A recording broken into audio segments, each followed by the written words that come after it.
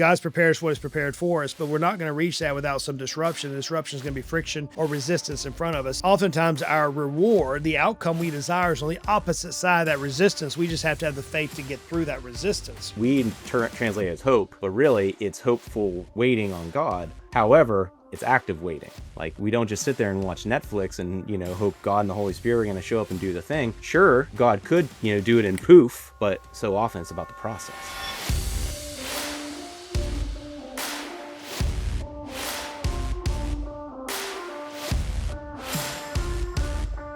Relentless execution.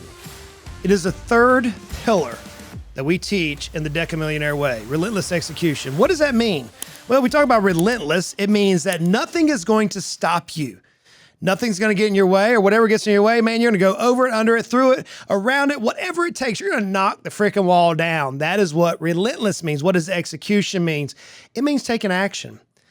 But I got to tell you, friends, after literally working with hundreds and talking to thousands of business owners over the last year, for some reason, and it blows my mind, but for some reason, we as business owners have a hard time taking action. Now, we are not lazy by no means. We get out of bed in the morning and we will charge hell with a water pistol. We will have fun. But when it comes to working in our own business for our own benefit, I don't understand it. But we often say, one day. One day we'll get to that. One day we'll start that marketing plan. One day we'll cut some of the useless offers that we have. One day. Man, too expensive words. Well, today is the day we're going to knock away one day. We're going to hit this one out of the park. I have for us today a special guest, a guest that was actually referred to the podcast, someone who knows me intimately, by my coach. He said, they're like, hey, Goodbread, let me tell you, you got to have John on your podcast. I was like, okay, who's John? They're like, well, not only was he a NASA rocket scientist, like literally, make the rockets fly through space, which automatically he's uber more intelligent than I am. Then he also did some photography for National Geographic. Think about that. And now today he's a specialist in helping business owners break free from hesitation and take bold action and get rid of those too expensive words one day. John, brother, how you doing, man? I'm wonderful. I'm so thankful to be here with you, Justin. Man, we're going to have a blast today. We're going to have a blast. But before we get into your 6-step framework to eradicate one day, who is John Mollura? Yeah, so John is someone is very surprised to be sitting in the seat he's in. I always like to say I Forrest Gumped my way through life. And what a lot of that comes back down to is just being willing to take action. And just being willing to say yes. I have a buddy, Aaron, who's in special forces, and he says, always lead with yes. Always lead with yes, and then believe you're going to figure it out one way. So, I have found myself here, happily married for 22 years, father of 3, just had first day of school here in Delaware, where I'm at here in beautiful coastal Delaware, right on the Atlantic Ocean. And, just have been going through this season right now of fatherhood and entrepreneurship, because as you mentioned, I had a fairly rigorous background, especially when I was leading test operations for NASA missions where they were landing on Mars, or we were helping keep fighter pilots at the F-35 demo team, test pilot team alive, real high speed stuff. And as you can imagine, that's one set of skills. And even though it was cutting edge and it was new, you kind of knew what the pass fail criteria was. Right? That was my job. We were making sure we did what we were contracted to do, and our teams figured out how to do it.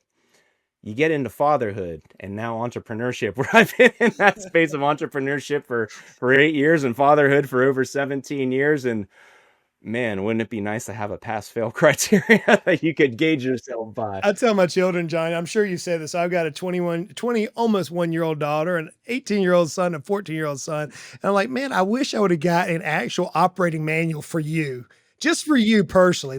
It was like, you don't have one? Like, no, you don't have one. The same is true with business. So I'm right there with you, brother. It's tough. Yeah, and it's wild. We have 3 kids. We have 2 daughters, and our youngest is a son. And man, personality wise, you're talking about the operation manual, those operation manuals are non-transferable. Right. So it's No and doubt. then, and then they go and grow up and, evolve, and then you got to learn all over again. So it's a continual process, but I'm just feel very blessed to have landed where I did, especially, I had a lot of struggles growing up. Didn't always make the best choices, by any means. So I'm just real blessed to be sitting where I am today. Yeah, no doubt, no doubt. Well, I can honestly tell you that I'm with you. We've been three children, and Emily and I have been married for almost 25 years, so we're just a little ahead of you. I have a lot more gray on me than it looks like you do on you, but so maybe I've been rode hard, put up wet, as they would say down here in the South. Oh But no, no. I just shaved this morning. just shaved Otherwise, it. otherwise you and I'd be right in the same Oh, that's funny. just for men color pattern.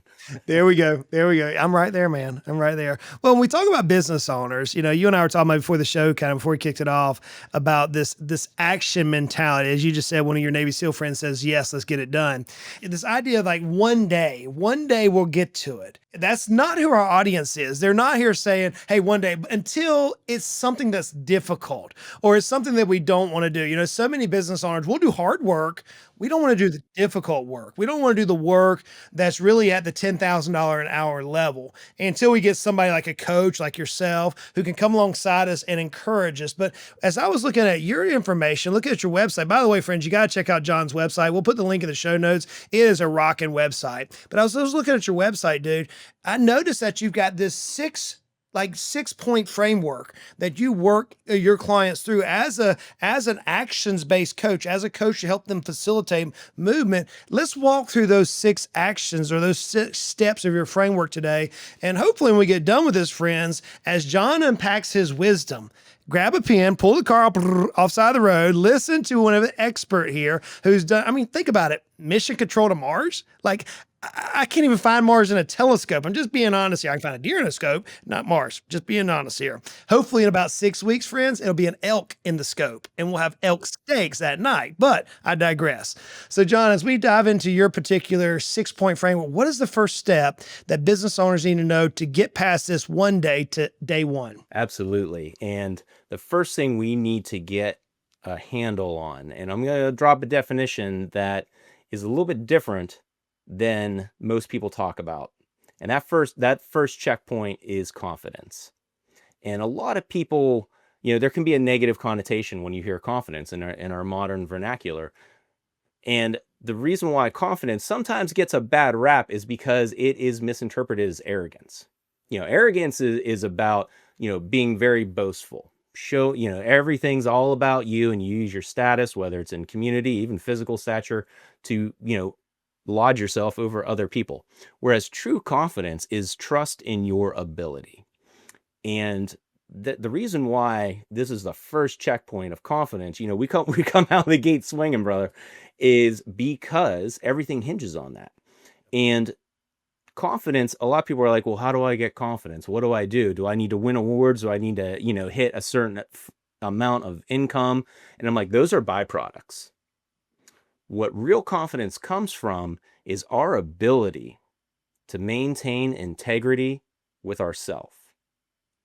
And I'm sure your listeners out there, whenever they say they're going to do something to someone else, they make a commitment to somebody else. I'm sure these high impact men and women that are in your audience, they're like, absolutely, I show up when I say I'm going to. I do what I say I'm going to do. And I tell my church, my family, my business, my community, I'm there. And I say, fantastic, I have no doubt. How good are you at keeping promises to yourself? How good are you when you make that promise of, I'm going to start that diet, I'm going to write that marketing plan? How good are you at keeping that promise? Yeah. Because where our confidence suffers is when we don't keep those promises to ourselves. Our brain stops to trust us. When it builds up this data set that we can't be trusted, everything else falls apart. That's why I say, look, coming right out of the gate, we got to work on your confidence. And by the way we increase our confidence is when we say we're going to do something, especially to ourselves, we show up for ourselves and give our brain new information to learn that we can trust us. So whenever I hear that, confidence to me, I love the way you dissect confidence and arrogance. I like that, number one, because people often say business owners are arrogant, and I don't think that's the case. The way I see business owners, especially the people I had the privilege of working with and talking to, is they're the most selfless people out there. They're just no nonsensical in nature. My mind goes to Philippians 1:6 in scripture. It says, being confident in this very thing, that God, which began a work in you, is going to perform it. So to me, my confidence is even not in myself. It's that God's called me on a mission, and that mission will be fulfilled as long as I have faith. So if I've lied to myself, as you said, let's say diet and exercise, you went there. If I say that, hey, I'm going to hit the gym, or I'm going to diet right, or I'm going to, for me, reduce my fat intake below 49 grams a day, which is like my target. If I lie to myself about that, then the next day it's easier for me to miss it. If a business owner is listening to this and like, hey, good, Brett, I hear you from your syntax, I hear what John's saying, but man, my belief system, my confidence level is not where it needs to be. How might one go about in daily exercise of improving that confidence so that they can move on to step two that's in your process? Yeah, so I'm sure we're no stranger to this, so I'm not going to spend a ton of time on it, but SMART goals. Yeah. A lot of this just comes down to absolutely setting yourself up for success. So SMART goals, just a quick refresher, is specific action. Like, what specifically do you want to do? Like, you want to decrease your fat intake. Fantastic. The M is measurable. Well, I think you said it was 49 grams of fat, 45. That's measurable. Is it achievable? And this is where a lot of people go off the rails, man. Is it achievable? Like, because as business owners, like, we love to dream big. Like that's why we do what we do. But we do need to temper that. So as we're trying to come up with goals, and the big way we can keep integrity with ourselves and meet our goals is make sure it's achievable. So there's a big difference between saying, like, if you want to get in shape, saying I'm going to wake up every morning at 4 a.m. and do burpees for 90 minutes. Like, dude, that's not achievable. Like, you're setting yourself up for failure right out of the gate. So come up with achievable goals. Give yourself a stretch. Like I loved a couple of weeks ago, you were talking about like vision and faith. Like set that vision like way far out, and then make achievable goals. And just to round this out, so we don't leave people hanging with the SMART goals, is it relevant? Is it related to your time right now? And also, is it time bound? Give yourself a deadline. I want to drop my fat intake by Thanksgiving. That way you can parse it out. So SMART goals are the best framework I have found to set yourself up for success, to increase your confidence by keeping this integrity with yourself. Absolutely. And those are pretty simple to do as long as we're realistic. I think you're right. The achievable is where I often see failure happens. We set ourselves up for failure so many times. And I'll see it when business owners like, hey, my business is worth $2 million today. I want to go to $10 million in a year and a half. Well, it's possible. Is it likely? Well, depending on the business, probably often more than not, it's not. So we start off with the very first process, the very first action in your 6-step framework is confidence. And there's a lot of us that need to work on it. I think you're right. It comes right out of the gate. It's like right to sucker. It's like a punch right to the teeth, man, right off the bat. I hope not all of them are not this bad. What's number 2? I'm ready. Got my pen out. I'm taking notes. Action. The second checkpoint is action. And the whole part about action that I talk about is, let's not wait for perfect. We are, it's an illusion to wait for perfect. And I do a lot of work with the first responder community, people where literally lives are on the line, and they say, yeah, but we need to be aiming for perfection. I say, let's reframe that. Let's reframe aiming for perfection.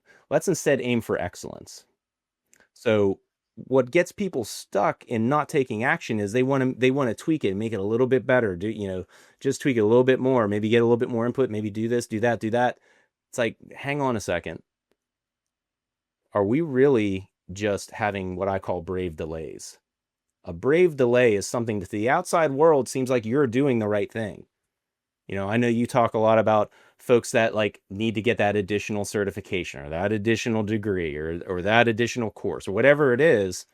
Well, really, I refer to those as brave delays, because to the outside world, it seems like you're doing the right thing. But really what it is, it's a fancy form of procrastination. So I'm all about like, let's focus on excellence. And what's the difference between perfectionism and excellence? Well, perfectionism is about never making a mistake, about being 100% flawless. And I know you and I are of the same faith belief, and there is only one perfect person to walk this earth, and it is not Justin, it is not John, it is not anyone in this audience. So let's stop focusing on being flawless. But excellence is all about being honest with yourself and saying, like, what do I have the tools and resources to do the absolute best possible job right now? With the understanding that I always get the chance to iterate it. I always get a chance to go forward and make it better. So that is the second checkpoint. So first we got confidence, and then right off the bat, we jump into action. And action is all about aiming for excellence and not perfection.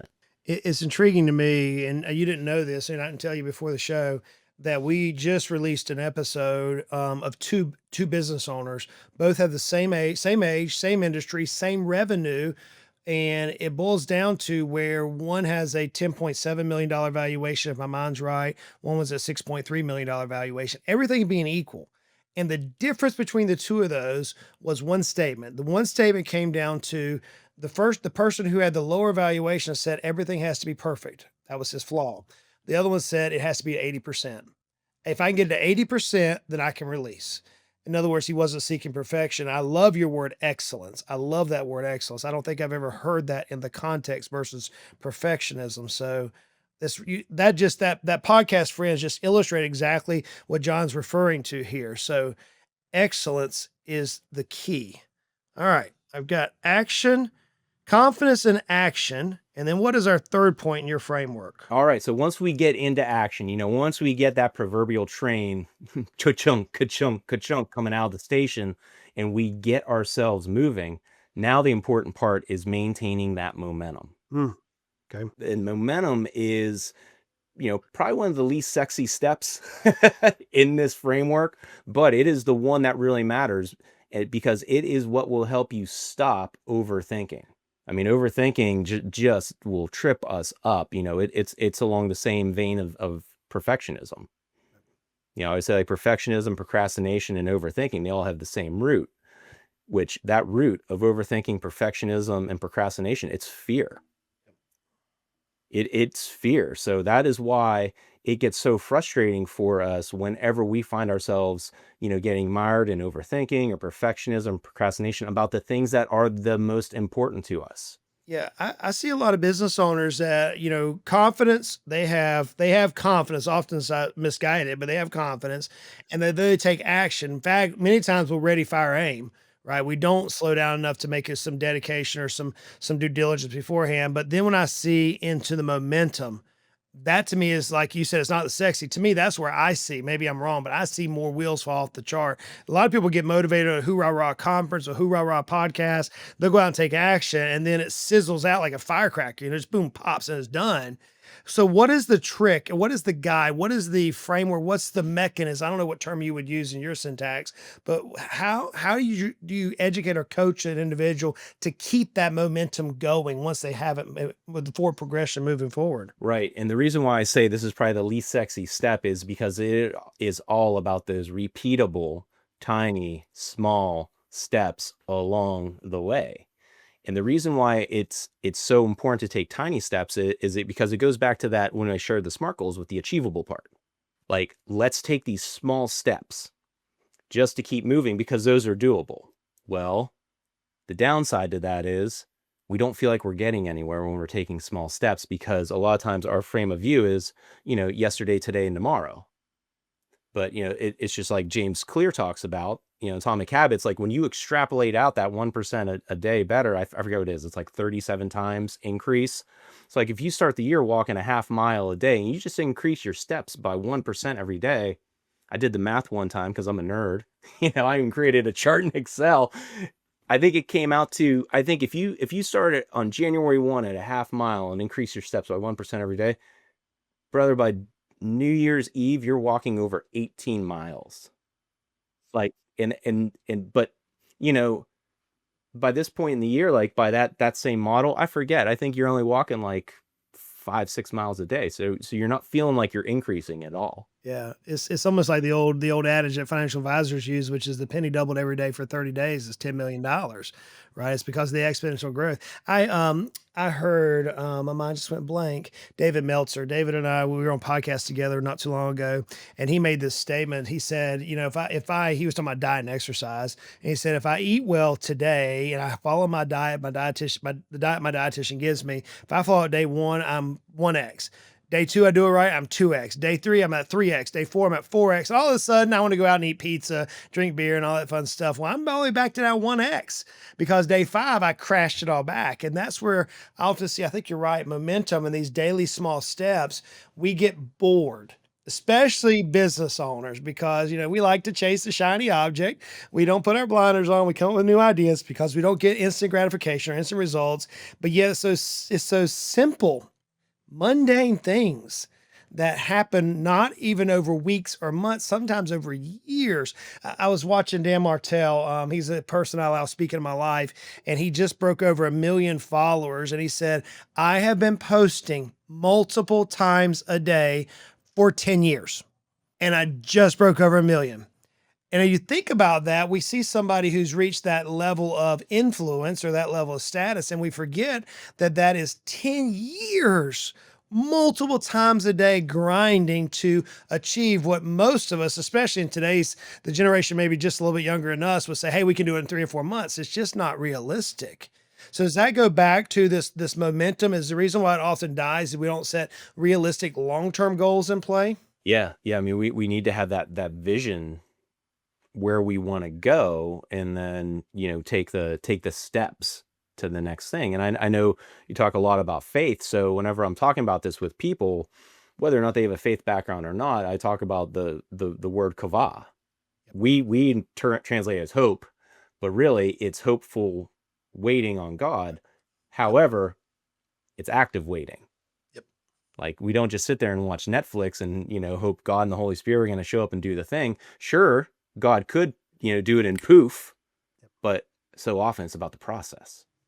Where do you see business owners often fail on the momentum phase? They just lose focus. They just want to do the next thing, or when it gets difficult, it gets difficult. And, I break it up into 4 quadrants. I call it the navigators in our head. And, it's based on if we're on autopilot or aware. Are we being judgmental, or are we being curious? So when we're on autopilot and we're curious, because a lot of entrepreneurs, businesses, like, we're curious by nature. But man, when we get on autopilot and get into what I call the drifter navigator model, that usually pops up in the momentum part, because, it's monotonous. You're just doing the same thing over and over again. You're maybe not seeing the results, the gains you want right away. So you just kind of drift and go on autopilot and get curious about the next thing and like, oh, well, that's cool. I bet I could do that. Yeah, I see. I think you're right. The drifter, I see that taking down more dreams than anything else. Because the minute we face that little bit of resistance, the minute we face that glass ceiling, the proverbial glass ceilings, I often say that, God's prepares what is prepared for us, but we're not going to reach that without some disruption. The disruption is going to be friction or resistance in front of us. And oftentimes our reward, the outcome we desire, is on the opposite side of that resistance. We just have to have the faith to get through that resistance, right? But so many of us don't want to push through that. We give up too early. And so I think you're right when it comes to this momentum. You create action, get it going, but then the momentum is like the little engine that could. You just think you can, it's boring, it's mundane, but that's ultimately where what we talk to, the decamillionaire dreams come true. I think you're right on the money there, brother. Exactly on the money. Yeah, and action is so easy to get started based on feeling. That excitement, that just like, ooh, I got this. And as one of my favorite authors, John Acuff, likes to say, he says, feelings are flaky, man. And that in the momentum phase is when the feelings have hit that resistance, hit that glass ceiling, whatever you want to call it, and the feelings of happiness, excitement, enthusiasm, they've punched the ejection button, man. They're gone, and that's where discipline comes in. Absolutely. So if we've got confidence, we work on our confidence, we don't lie to ourselves, we take action, smart action as you've defined it, and then our momentum is moving, and we're doing those little daily steps. Those daily things which are going to reap monumental dividends. What is the 4th step in your framework that you teach? Yeah, you actually teed me up for this perfectly about 5 minutes ago. You didn't even realize it when you talked about putting blinders on. Because the fourth checkpoint, Justin, is focus. And it's not even just necessarily focus on what we're doing. Like, yes, that's important to maintain your focus, but I'm talking about the focus to stop looking side to side or behind you about what other people are doing. Should we learn from other people, use their wisdom, borrow their wisdom? 100%. I'm talking about when we get into the comparison game. Yeah, my father, who played collegiate football at the University of Pittsburgh, always talks about they were coached. You never, ever, ever, ever, when you get the ball, see who's coming for you. You put your eyes on that end zone and you just go, baby, go. Because the second you turn over one side or the other, it's going to slow you down by a fraction of a second and you could get creamed. My mind goes to a rhetorical question. I don't know. Maybe you have the answer to this, but I wonder why it is we are so prone to look at others. I wonder why it is that, especially business owners. I mean, I know you deal with it with your clients. I deal with it on a regular basis. They'll say, "Here's where I'm at," but how is so and so doing? I don't give a flying flip how so and so is doing. I come back to focus, the old acronym. I'm sure you heard it. Follow one course until successful. Right? Follow one course until successful. Focus. In my mind, where it comes to is Hebrews chapter number 12, verse 1 and 2, looking unto Jesus. If he's the author and finisher of our faith, that's what the scripture says there in Hebrews.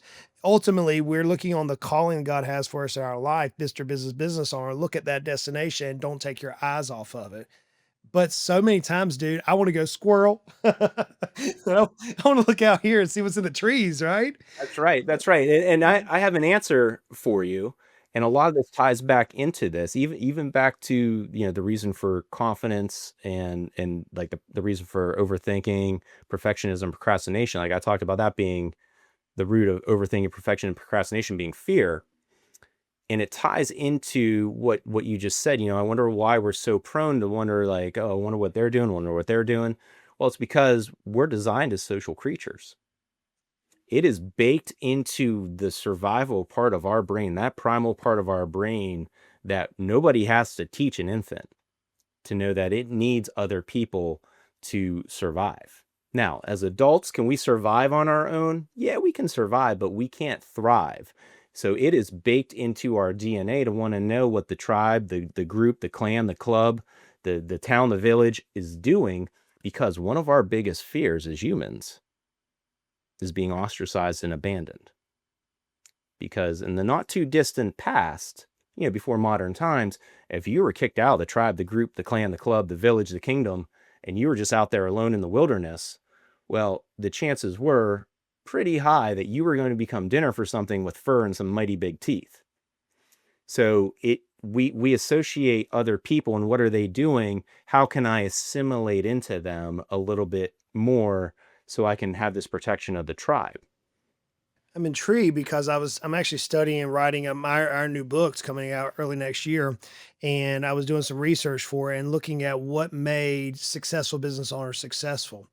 And we were going back through some early days psychology and various things that had happened, and ultimately they had faced multiple, according to the studies that we were researching, they had faced so much resistance, so much animosity, outcast, various things, some type of a childhood trauma that they were isolated, perhaps outside the tribe, and they became a little bit more comfortable, which being a little different.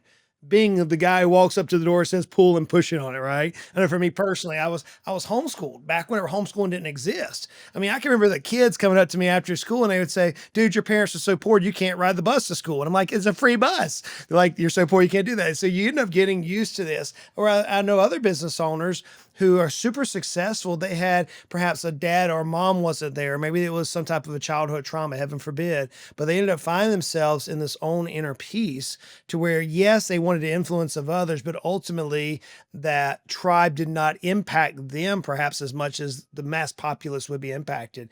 Do you see any of that on your own research as you're working with business owners out there? Yeah, so a lot of this comes down to awareness. That's why I mentioned before when I talk about those inner navigators, the opposite of being on autopilot, which is where the drifter lives, is being aware. So much of what we do is not, how we can write a business plan and do the social media posts and, are we able to hire a great accountant? So much as this comes to self-awareness, which is why the people are listening to your podcast. Like we want to be aware. So when we find those survival instincts kick in that cause us to pull back because, and when we can be aware and actually hit the pause button and call time out and be like, wait a minute, am I really scared of this, or is this just my survival mind kicking in, that survival part of my brain kicking in? Because then we get to step in with that beautiful prefrontal cortex, which separates us from the beasts of the world, and logically think it through and be like, wait a minute, I'm not really under a threat here. This is something I can work through. And here's some evidence and I just always like to touch on the evidence of what we have done as successful people, because as high achievers, as elite performers, like yourself, myself, the people listening, man, we are so apt to be on to the next thing, right? We don't hit the pause button and say, you know what, that launch was difficult, man. That tested me. I had some sleepless nights, and you know what? I leaned into it. I got out of my comfort zone. I did it. Let me just pause and celebrate myself. And it's not about being boastful. It's about letting it sink in. So the next time something happens, you're faced with a challenge, your brain already can go back to it and be like, wait a minute, we've done hard things. We can do hard things. Let's go. I love it. Time to celebrate, friends. That is a powerful nugget. I'm actually writing that in big bold letters because that's one of my weaknesses, John. You just hit it on the head. I think you said it and you framed it so eloquently there. If I break it down to my simple, country boy vernacular, is I know I can charge mountains. And I know there's a lot of people out there that are smarter than me and dumber than me that's already conquered that mountain. So why can't I? Let's go. The problem is I never take the time to slow down enough to say, oh my goodness, look at what was just accomplished. How do we move forward from here? So that's powerful. I love that. Number 4 is focus. So far we talked about confidence. We talked about action. We've spoken about momentum and focus. We're now on number 5. What is number 5 in your framework? Number 5 is, how do we build some structure into our life, specifically our relationships? Like, what kind of habit systems? Here we go. You ready? Boundaries can we put in place to make our success not only repeatable, but sustainable? Because without structure, like, distractions are going to take over and progress is going to stall. So I talk about having wise guards at the gate. Because if we think of a medieval city, it wasn't just all walls and spiky things on top of the walls. There were gates there, right? Because without that flow in and out of an ancient walled city, the city was going to die. That's why laying siege to something was so powerful, not allowing goods and medical equipment, the livestock, whatever it is, to get into the city. So cities had gates, but you don't just let anyone come in and out of the gate. You put guards there, and guards are there to practice. They're masters of discernment. So I talk about putting structure in place in your life and putting wise guards at the gate of your life, to only let those things into your life that, are going to allow you to meet your goals and maintain that structure around your time and around your values, right? And around your energy. So whenever you talk about structure, my mind in my world and my syntax goes to operational structure of business, but you're referring to it much broader in the sense that structure for your fitness, structure for your faith, structure for your friends, your family, and everything else in life, putting various guardrails or boundaries, that powerful word this we're using today, we're using structure to actually help help drive you to where that ultimate desired outcome. Am I hearing you right? Yeah, absolutely. And I really laser in on the relationship part of it, especially with service-based business owners. Like we're here to serve. And a lot of times what can happen is we overgive. So instead of being like the reservoir with like living water pouring out over the top of it to feed everybody that we're here to serve, well, if we don't have the boundaries and structure in place, it's like having a bunch of little holes in the dam. When now, instead of that water flowing over the top, and it's clean and it's fresh and it's cool, it's refreshing for everybody, well, all the water's leaked out because we didn't have the structure and boundaries in place, and now everybody's getting the dregs dribbling out of the bottom. I think I'd be interested to hear your take on this, but for me, the way that I control the structure that works for me, and it won't work for everybody, but I use my calendar. Like I live and die by my calendar, John. So like my family time is scheduled, and my date nights with Emily is scheduled. My friend time is scheduled. My fitness time, everything is scheduled, and my team knows how militant I am. And I use that word tactically there. That if you're going to come into my work time as a friend, I'm sorry you're not there. I'm pushing you away unless there's a crisis. I mean, I'm not cold hearted most of the time, but unless there's a crisis, right? And Emily even, if she needs to talk to me, and she'll say this whenever people talk with her, like I need to talk with Justin. I'm not going to bother him right now. It's not a 911 event. The only time I interrupt Justin, I have his calendar. The only time I'm going to interrupt him if it's a 911, I have to have him now. It has happened, a dozen times in our 25 years of marriage. But for the way I structure my life is through the calendar. What other tactics might you use or might you advise your coaching clients on how they can help gain structure amongst their life? Yeah, so calendars I'm a huge proponent of. And one of the frameworks that was taught to me by one of my mentors, Skip, who, spoke such just wisdom into my life. He called it up, down, and across communication. And the part this isn't a knock on you, but man, you glossed over something so important.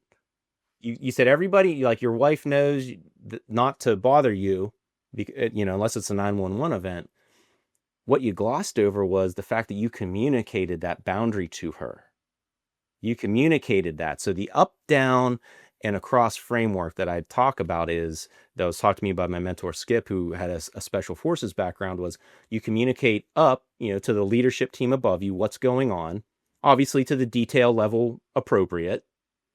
You communicate down to the people that you are leading, whether that's family, employees. You communicate down so they're aware of something. And then a step that a lot of people miss out on is you communicate across. Yeah. To the people that are similar leadership tier, because I know that we've all been in the situation where someone comes up to us and says, "Oh, hey, I'm going to need you to take care of this." And you're like, "Whoa, hey, what? When did you know about this?" "Well, I knew about it a couple weeks ago, but I need you to jump on it now."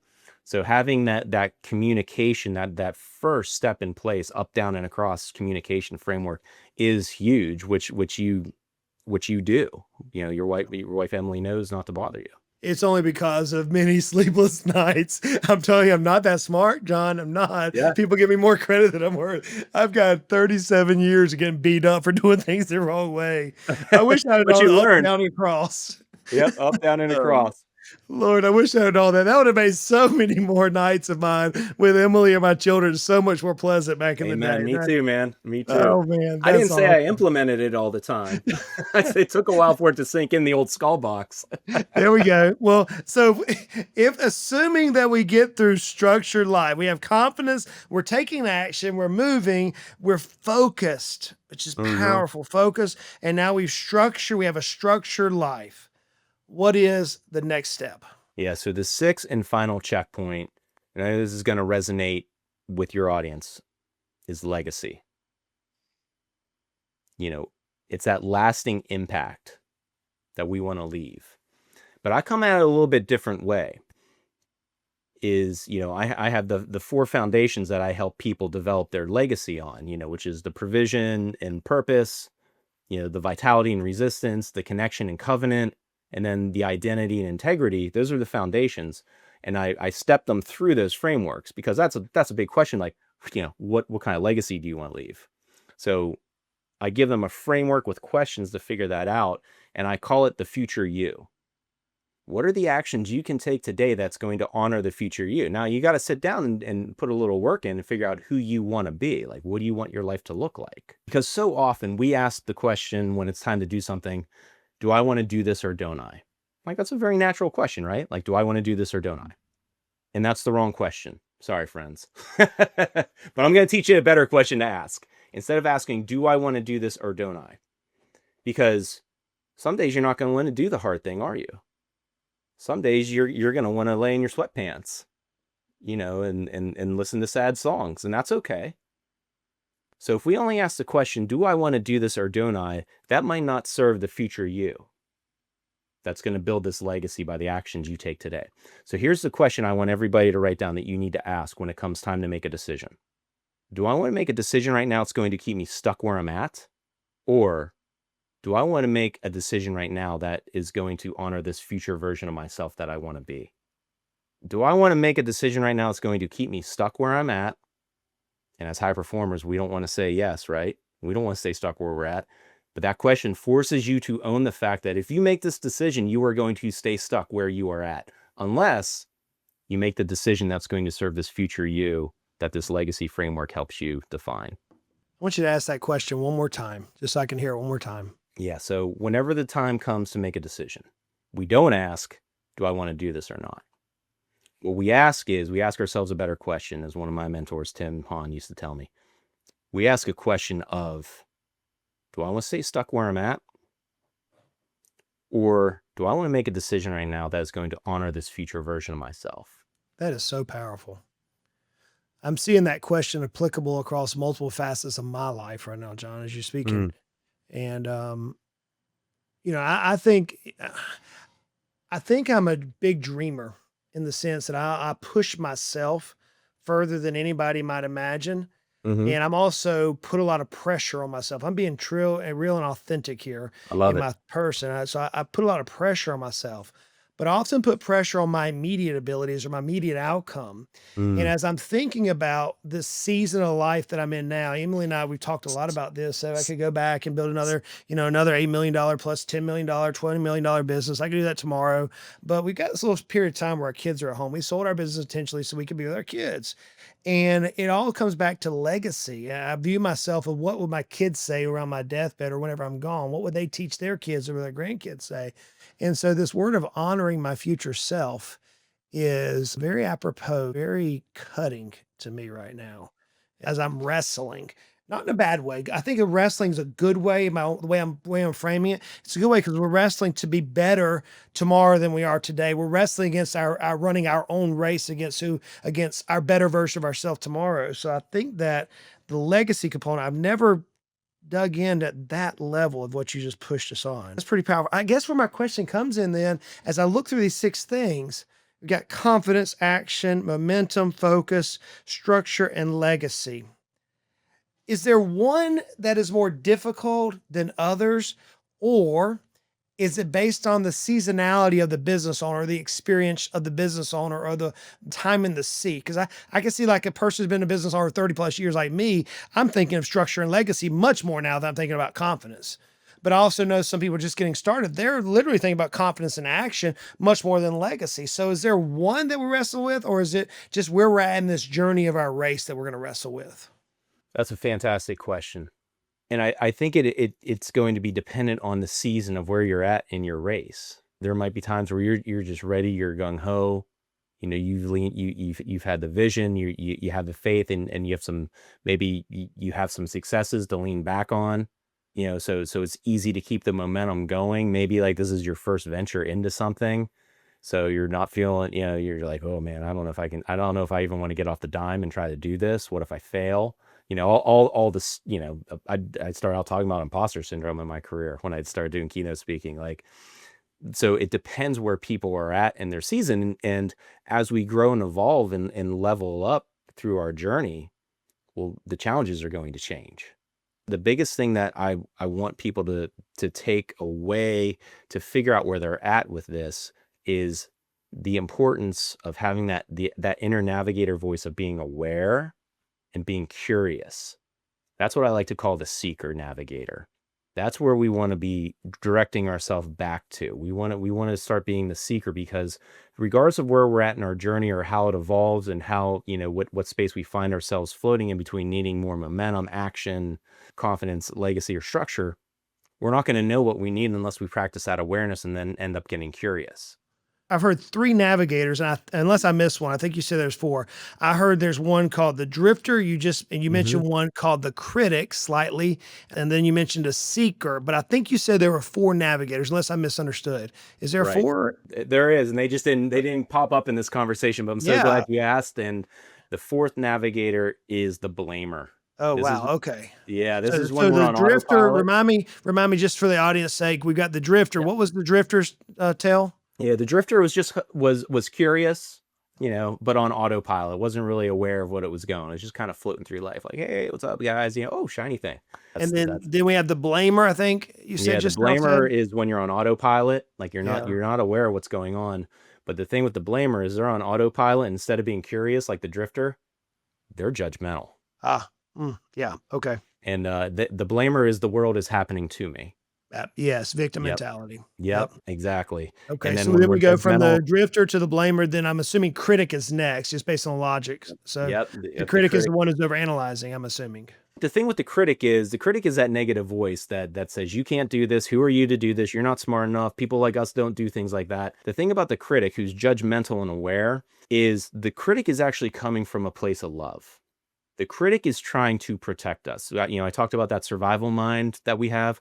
Well, the critic at some point has had its heart stomped on, and it's just trying to protect us. Now, I'm sure we'd all agree it is going about it in about the worst way possible.